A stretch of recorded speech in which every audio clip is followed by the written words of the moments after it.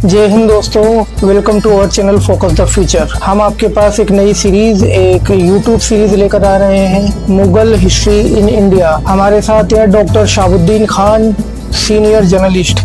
ये आपको बताएंगे कि बादशाह जहीरुद्दीन मोहम्मद बाबर का भारत में क्या योगदान रहा, क्या उसका कार्यकाल रहा, क्या क्या परेशानियां आई और क्यों कौन कौन सी उसने जंगें लड़ी। इसमें भारत के बहुत से इतिहासकारों की रेफरेंस भी लिया गया, उनकी बुक्स पढ़ी गई हैं और कई इतिहासकारों के वाक़ये जो हमने पढ़े हैं वो आपको बताएंगे डॉक्टर शाहबुद्दीन खान, और वो आपको भारत के इतिहास से परिचित कराएंगे। वो इतिहास जो पिछले कुछ सालों से बदलने की कोशिश की जा रही है, वो इतिहास जिनको किताबों से हटाया जा रहा है, वो इतिहास जिनकी हारी हुई जंगों को शिलालेख बदल के वापस से जीता जा रहा है। मुगलों को मुगल किसने कहा, मुगल राजपूत नाम किसने देने के लिए कहा, ऐसी ही कुछ बातों से हम आपको रूबरू कराएंगे। और आज जानेंगे आगे कि सिकंदर और पोरस का क्या किस्सा था, जहीरुद्दीन मोहम्मद बाबर भारत में क्या करना चाहता था या किस तरीके से, किन कारणों की वजह से वो भारत में रुका, और उसके बाद हुमायूं, अकबर, उसके बेटे, उसके पोते भारत में क्यों रुके। ऐसे ही कई किस्सों से हम आपसे मुलाकात कराएंगे और ऐसे ही कुछ अनसुलझे पहलू भी हम आपको बताएंगे। कुछ ऐसी कहानियां, कुछ ऐसे किस्से जो आपने शायद ही पहले कभी सुने होंगे, कुछ ऐसे टॉपिक, कुछ ऐसी बातें जो आपको कहीं सुनने को नहीं मिली होंगी। हम ये सब भारत के इतिहासकारों की किताबों में से निकाला है, क्योंकि व्हाट्सएप यूनिवर्सिटी पर तो सच्चा इतिहास आजकल मिलता नहीं है। तो आइए हम आपको लेकर चलते हैं डॉक्टर शाहबुद्दीन खान साहब के पास। वो आपको बताएंगे कि भारत के अंदर मुगलों का इतिहास क्या रहा। आइए चलते हैं। आजकल देश में इतिहास को जो है धर्म के आधार पर बांटने का प्रयास हो रहा है, और धर्म के आधार पर ही इतिहास लिखने का प्रयास हो रहा है, और धर्म के आधार पर ही शासकों के मूल्यांकन का प्रयास हो रहा है कि इतिहास होता है। इतिहास का धर्म से कोई संबंध नहीं होता है। इतिहास जो है उस कालखंड में जो भी घटनाएं घटती है, उस कालखंड का जो भी साहित्य उपलब्ध होता है या उस कालखंड का कोई और चीजें उपलब्ध होती है, सबका आकलन करके इतिहासकार इतिहास लिखते हैं। बाबर के साथ भी है, लेकिन हमको ये समझना चाहिए कि बाबर का इतिहास को समझने से पहले ये समझें असल जिस तरह का आज राष्ट्रवाद है या राष्ट्र के प्रति समर्पण है, क्या उस कालखंड में भी ऐसा राष्ट्रवाद था या राष्ट्र की परिकल्पना थी। मुझे एक ऐतिहासिक किस्सा याद आता है कि 326 बीसी में जब झेलम नदी के किनारे सिकंदर ने भारतीय राजा पोरस को युद्ध में हराया, तो युद्ध चल रहा था और सिकंदर ने देखा कि आसपास के जो किसान थे वो अपनी अपनी खेती करने में मस्त थे। जब सिकंदर युद्ध जीत गया तो उसके बाद उन किसानों को बुलवाया और उनसे पूछा कि भाई जो है वो तुम्हारा देश गुलाम होने जा रहा है और तुम पर कोई फर्क नहीं पड़ रहा है, तुम अपने खेती के काम में मस्त हो।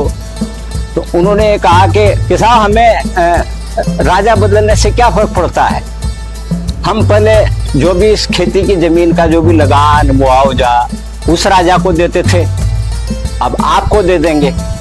तो इस घटना से यह साबित होता है कि देश के आम आदमी पे इसका कोई फर्क नहीं पड़ता था कि राजा कौन होगा।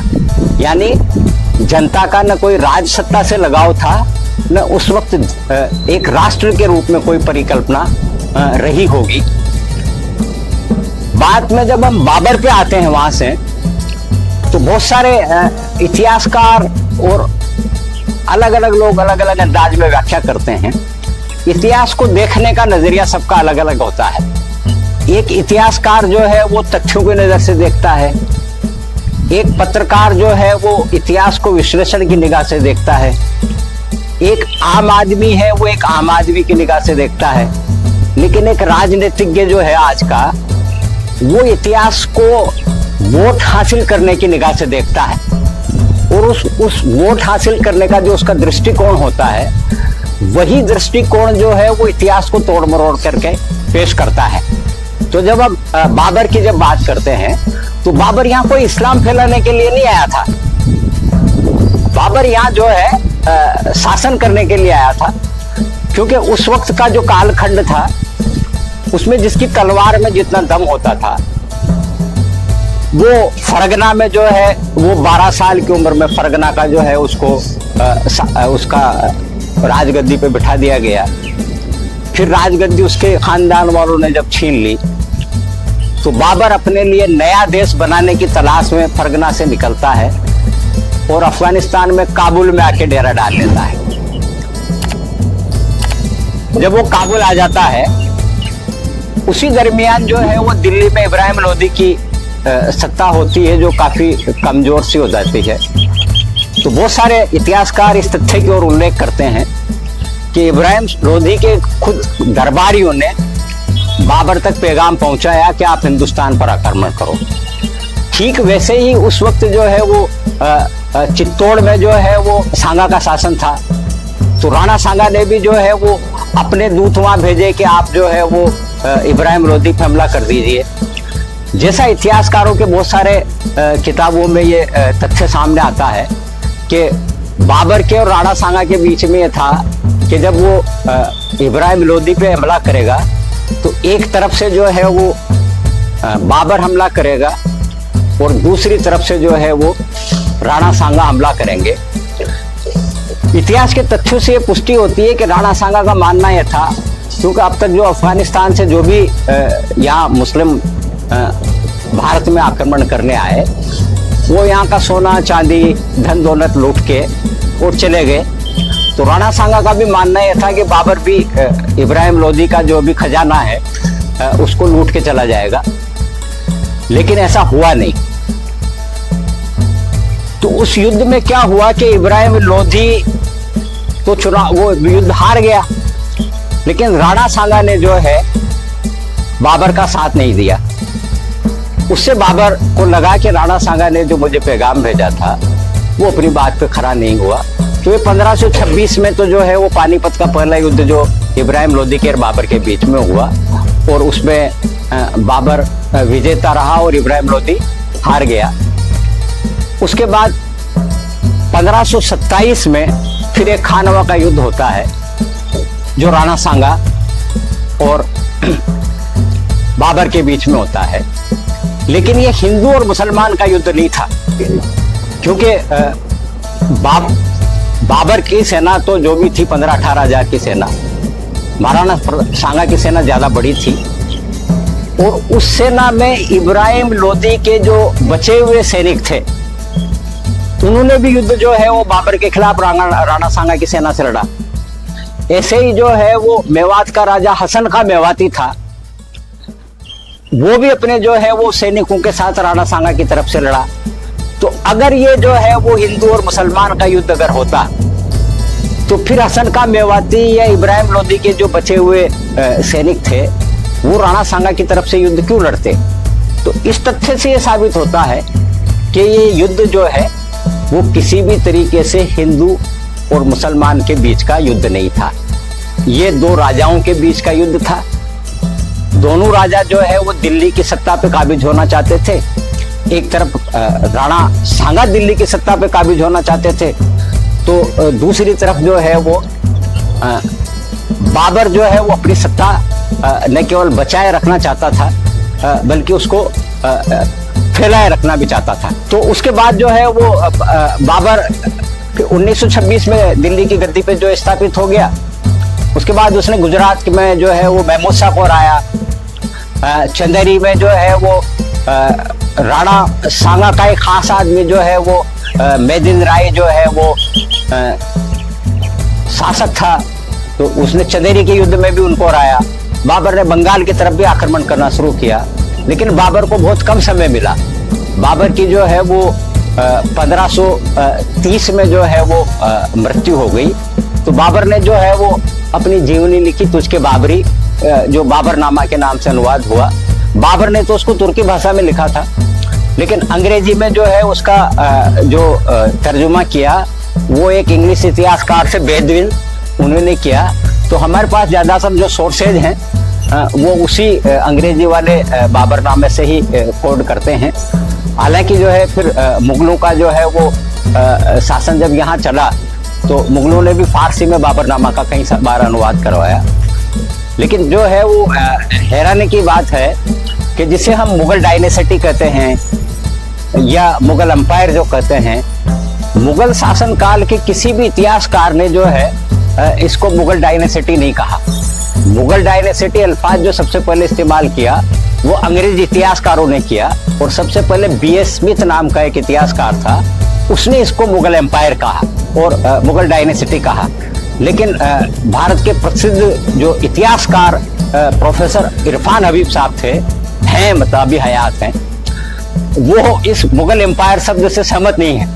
उन्होंने अपनी इतिहास की पुस्तकों में कहा कि इस पीरियड को जो है मुगल राजपूत एम्पायर कहा जाना चाहिए, क्योंकि मुगलों की सत्ता पे जो है वो बड़े बड़े पदों पे तो जो है वो राजपूत रहे हैं। तो उनका मानना यह था कि ये जो पीरियड है ये मुगल एम्पायर होने के बजाय मुगल राजपूत एम्पायर होना चाहिए।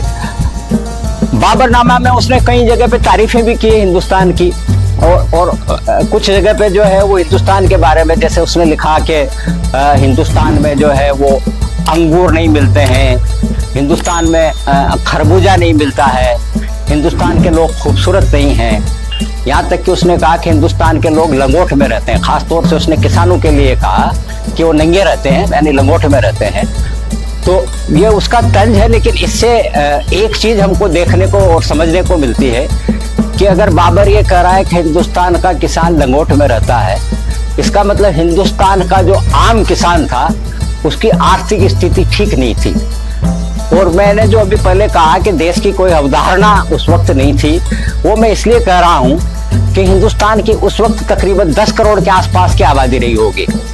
बाबर जो है वो अपने साथ सिर्फ 15,000 फौजियों की फौज लेके आता है, और जिस देश की आबादी 10 करोड़ हो वह 15,000 की फौज के बलबूते को काबिज हो जाता है। इसका मतलब देश की अवधारणा नहीं थी, राष्ट्रवाद की अवधारणा नहीं थी जो आज है। तो इसका मतलब उस वक्त बाबर जो कह रहा है कि वह किसान जो है वो नंगे थे या लंगोटे पहन के रहते थे, इससे साबित होता है कि उस वक्त आम आदमी की स्थिति ज्यादा अच्छी नहीं थी।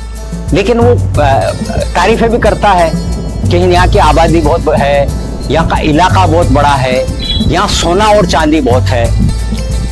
और बाबर ने 4 साल के शासन काल में ये समझ लिया था कि अगर हमको यहाँ रहना है तो हमको सभी धर्मों का सम्मान करना होगा। दिल्ली के नेशनल म्यूजियम में बाबर का वसीयतनामा आज भी मौजूद है, जो वो हुमायूं के नाम पे उसने किया। उसमें वो हुमायूं को नसीहत देते हुए कहता है कि तुम्हें अगर यहाँ, तुम खुशकिस्मत हो कि तुम्हें हुकूमत करने के लिए इतना बड़ा मुल्क मिल गया है। तुम यहाँ के रहने वालों की आस्था का सम्मान करना। यहाँ के रहने वाले अक्सरियत लोग गाय से बड़ी मोहब्बत करते हैं, तो तुम जो है उनकी आस्था को ख्याल रखते हुए गाय का बड़ा ख्याल रखना।